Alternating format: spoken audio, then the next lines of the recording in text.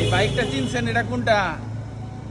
শাহরুখ খানের তো রামনে বানাতি জরি সিনেমা দেখছিলেন, কম আর বেশি যাই হোক, ওই সিনেমার মধ্যে যে বাইকটা চালায় সেটা হলো ভেসপা। এটাই সেই ভেসপা। এই ভেসপা গাড়ির কিন্তু একটা আলাদা হিস্টোরি আছে।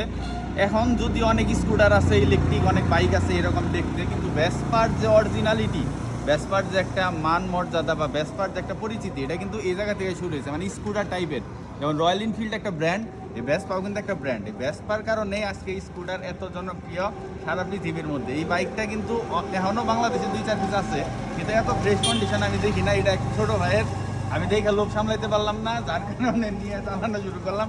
আর এটার সবচেয়ে মজার জিনিস দেখা, এটা যে গিয়ার, এটা কিন্তু সিএনজির গিয়ার।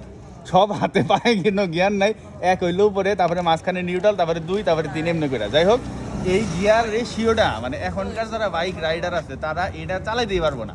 না, আমি এটা এর আগে একবার চালাইছি, দেখে অভিজ্ঞতা আছে। এক হইলো এমনি, 2 এমনি, 3 এমনি, 4 তো একবারে, মানে 4 নাম্বার গিয়ারটা একবারে। ব্যবসাটা অনেকদিন পরে চালাইলাম। আর 2-1টা ব্যবসা যাও কোথাও পাওয়া যায়, বলে কন্ডিশন ভালো না, স্টার্ট হয় না, চলে না। তো সব মিলায় ভেসপা চালানোর এক্সপিরিয়েন্সটা সেই, যদি সুযোগ হয় চালাই দেখেন। আর ভেসপার ইঞ্জিন কিন্তু পিছনে এবং এক সাইডে একটু কাজ হয়ে থাকে।